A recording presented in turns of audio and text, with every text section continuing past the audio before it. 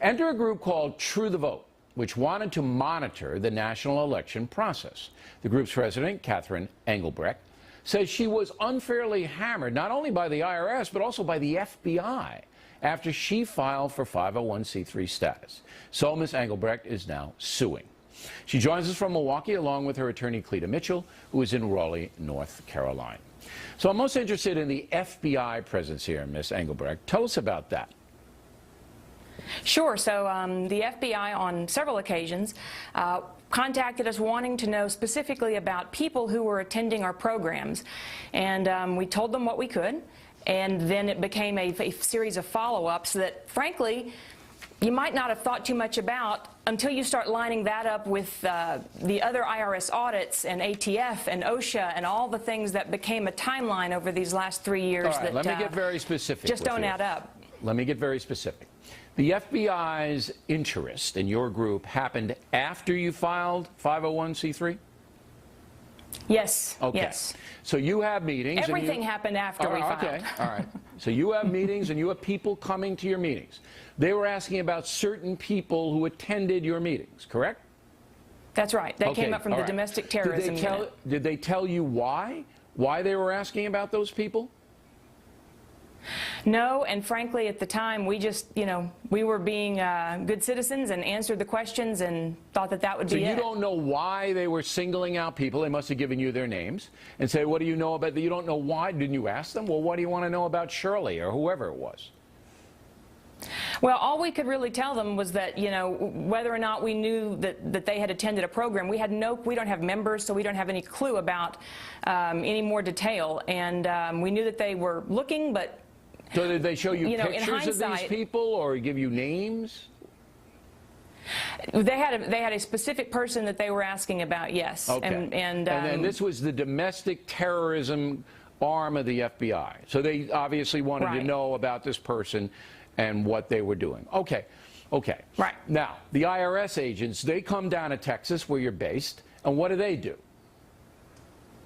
Well, not only are we 3 years now almost into limbo of our nonprofit exemption being held up, but personally, I was audited. Our businesses were audited for the 2 years. My husband and I were personally audited for 2 years. What is your business, by the way? What do you do? We have a manufacturing company. Okay, so you were personally audited, your business was, your husband was, and this had never happened before? You didn't have any beef with the IRS before? No, in fact, we got a refund, so. All right. Okay, so you got IRS guys on you, you got FBI guys on you, and you're a little group, right? You're not a big concern, correct? Yeah. And all you want to do so. is what? What does your group want to do?